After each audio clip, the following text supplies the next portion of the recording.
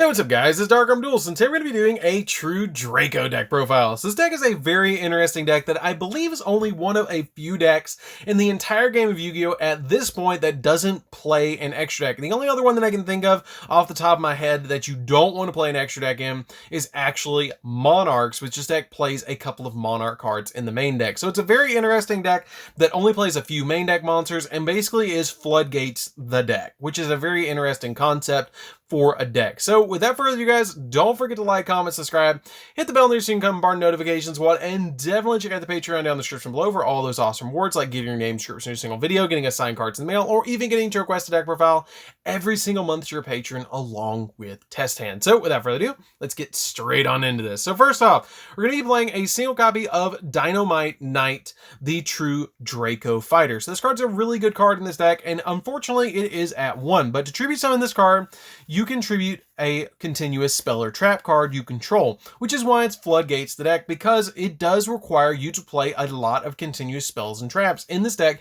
to be able to get the deck to function. It has the ability also that once per turn, during either player's turn, when your opponent activates a card or effect, while you control this tribute summon monster, you get to take one True Draco or True King continuous trap card from your deck and either activate it or add it to your hand. Now, I see on the next couple of ban lists, I will mention this really quickly, I do see this card coming back to 2 and then finally to 3, because the deck doesn't have Masterpiece, and I could even see Masterpiece coming back to at least 1 on the next coming ban list, because it's a good deck, don't get me wrong, but it needs a little bit more to actually like really go after the meta, but it's still a fun rogue deck. We then play 2 copies of Majesty Maiden, the true Draco caster. I play 2 copies of her because you do need a little bit more monster count in this deck.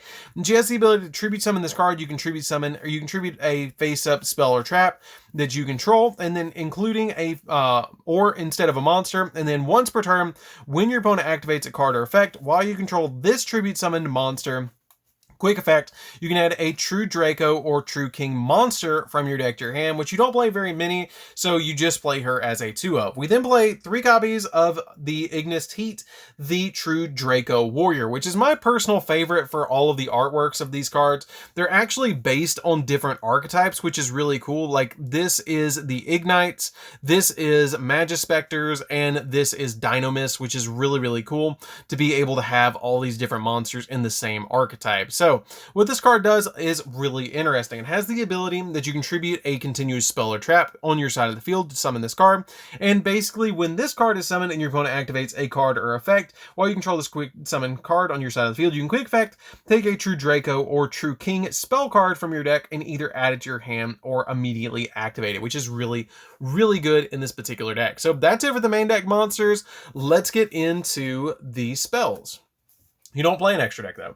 So we're going to be playing a single copy of Upstart because it makes a 39 card deck, and you need to play a 39 card deck with only playing 6 monsters in the main.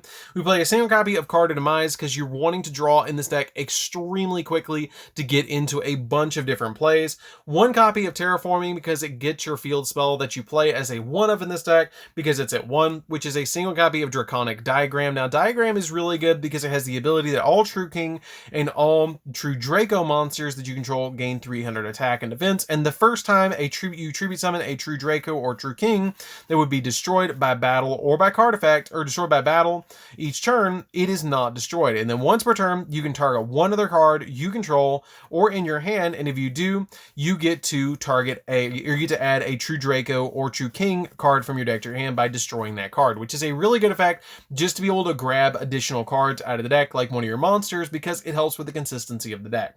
We then play 3 copies of True Draco Heritage. True Draco Heritage is a really neat card because during the main phase, you can draw cards equal to the number of True Draco or True King cards, types of cards that you have in your field between monster, spell, and traps, and sent from the field to the graveyard this turn.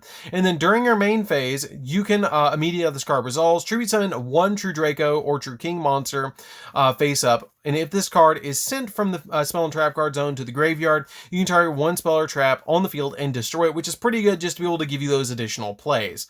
We then play 3 copies of Disciples of the True Draco Phoenix, which is a really, really interesting card. This card helps out the deck a lot because it has the ability that you can target 3 True Dracos or True Kings in your graveyard and shuffle them into the deck and then draw a card, which basically gives you the added advantage where you can get your copies of your different spells and traps back into the deck, and also your monsters back into the deck as well, which helps out the deck a lot to get those plays off.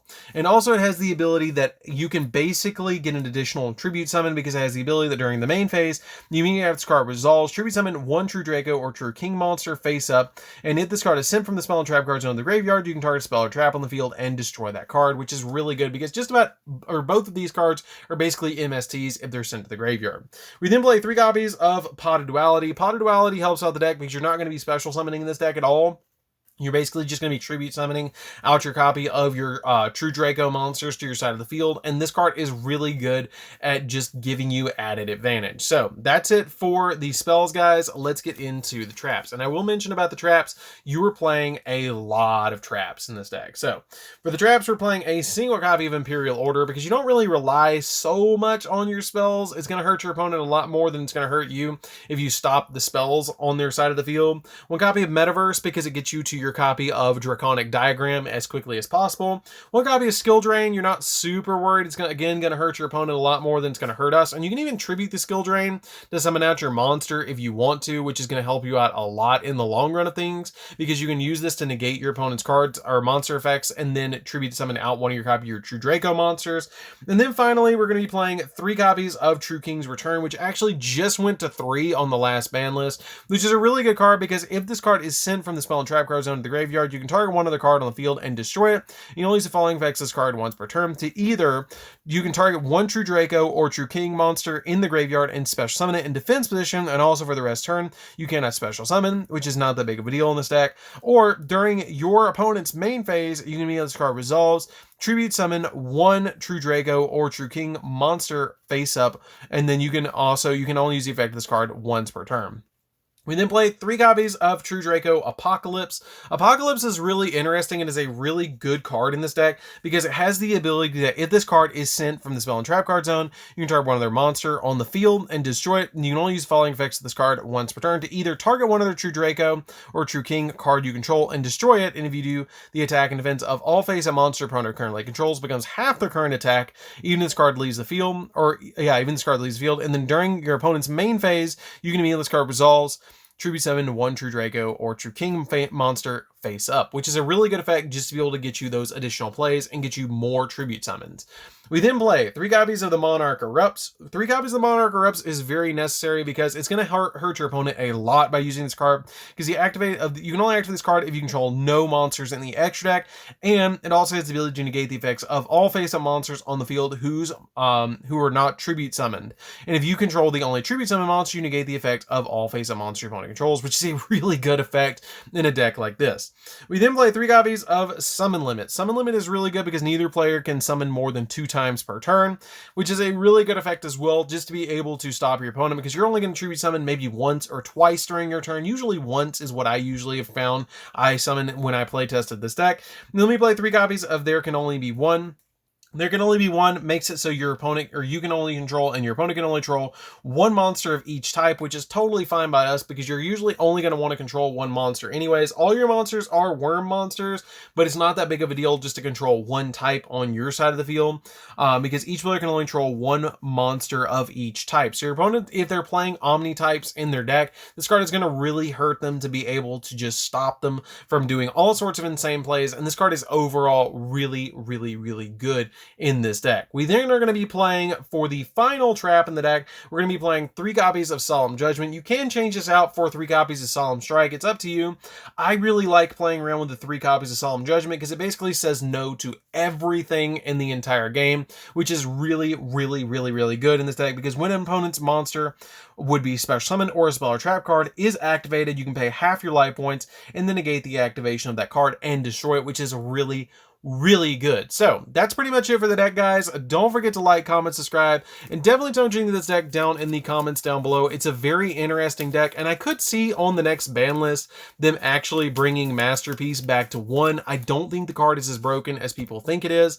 It's a really good card, and it can come out as being immune to spells or traps and being immune to monster effects, but that's totally okay. Your opponent can just swing through it, which is totally fine, and it's an overall really good card. I could also see them bringing back slowly other cards where they're already bringing back True King's Return, and maybe on the next list we'll get a single copy of Masterpiece on the next list. Maybe one of those, maybe another copy of Dynamite Knight would be really great for this deck. So anyways, guys, this is DarkArmedDuelist. Don't forget to like, comment, subscribe, hit the bell notification, comment part, notification squad, and definitely tell me this deck down in the comments down below, and we'll see you guys in the next video. See you later, guys.